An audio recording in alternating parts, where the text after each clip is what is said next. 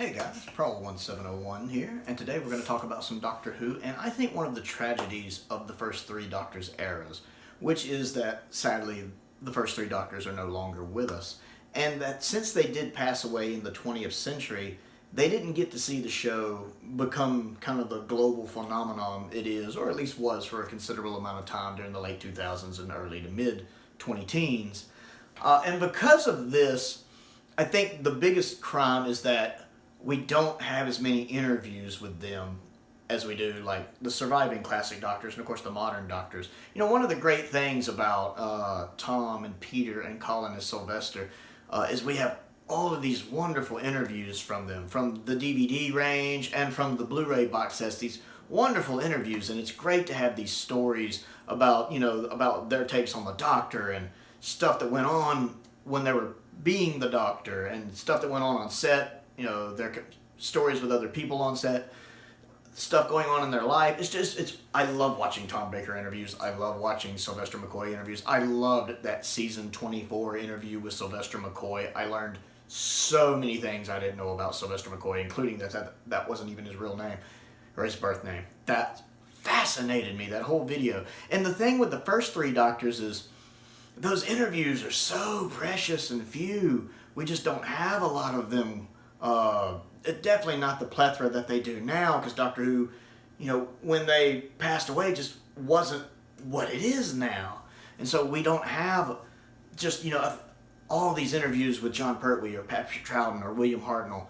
I am glad that we have that one long interview they did with Pertwee, the one you see clips of every now and then. I think when he's in the white shirt, I think it was recorded right around 94 when he talks about Doctor Who. We see snippets of that in some different videos. I always enjoy that. Every now and then you see some of the archive stuff when they're at conventions and they're talking about things. A lot of times other non-Doctor Who stuff, but Doctor Who stuff's in there. I think it was the season 8 box set had one of John Pertwee when he looked like he was at a convention. He was talking about different stuff in his life. Like he talked about when he would go like diving and stuff. And then there was we ran into this big fish that's called a shark. I loved that. And one of the things John talked about that I love this, I so love this, is him and Patrick Troughton were together one time, and they got asked like on the spot to go to a little convention or a get together, and Patrick didn't really like doing those at the time, but he agreed to go. And, they got treated to a nice free dinner, and I think they were given, like, some free luggage and stuff. And afterwards, Patrick's talking to John. He's like, does this happen a lot, when you do these conventions? Do you usually get the free dinners? And John's like, oh, yeah, I do. And Patrick, and the free gifts and stuff? And John's like, yeah, oh, yes. Patrick's like, And then Patrick calls him up, like, a few days later. So, are you doing any more of those conventions anytime soon?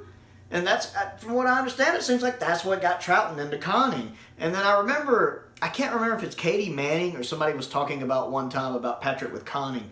And apparently there was this really big Doctor Who convention in Chicago somewhere in the 80s, like a big one. Big. And Patrick went to it, and apparently he had so much fun at it. After that, there was no stopping him. He was big on cons. He loved it. And sadly, he passed away at a Doctor Who convention here in America. I think it was like the second or third day of the convention he passed. Although it does warm my heart to know that his last day, the day before he passed at the con, apparently he was having the time of his life. Everybody said he was in a good mood. He was in good spirits, having a great time. And it does warm my heart to know that he really, his last day, that he really enjoyed it and was really having fun. That is a nice thing to know. But I would have never known this story if it hadn't been for that interview with John. And I think, I can't remember which one of the female companions it was talking about the other. It might have been Katie.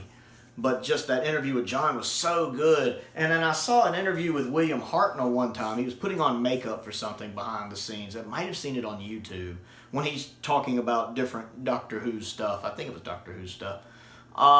It's just these interviews with these first three Doctors are so rare. You can find some of them on YouTube, like the second Doctor talking about the sixth Doctor. I love when Colin was the Doctor, and they had this little Doctor Who thing get together they had to go to, and Colin's there, and John's there, and Patrick's there, and John and Patrick are doing their little play squabbling thing when they're arguing over who got the bigger check. No, you got the big check. I got the little check.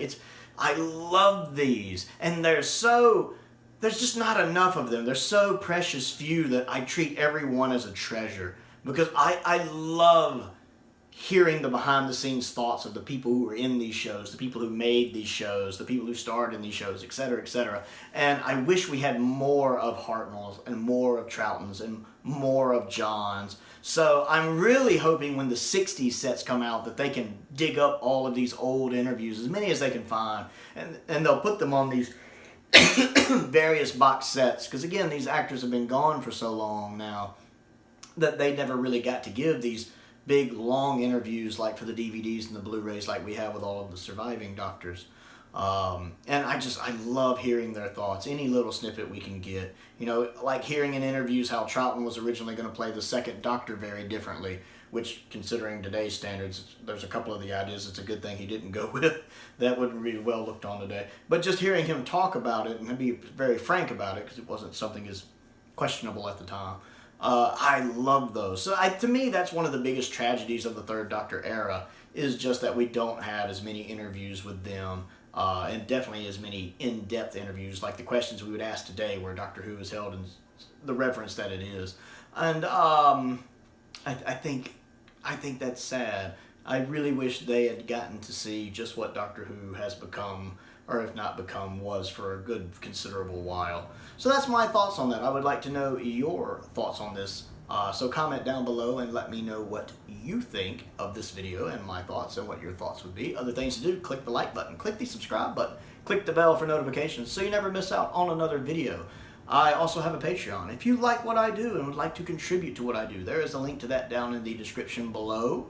Also, for the entire month of October, anyone who joins at any tier level, and my entry level tier is only $2 a month, will have access to any videos I post and any polls I put out. And I should be getting a review up ranking the Doctors for my patrons only sometime this month. It's going to be a series of about 5 videos. I'm not going to do it all in one long video. So if you're interested, check that out. Most importantly, thank you for watching.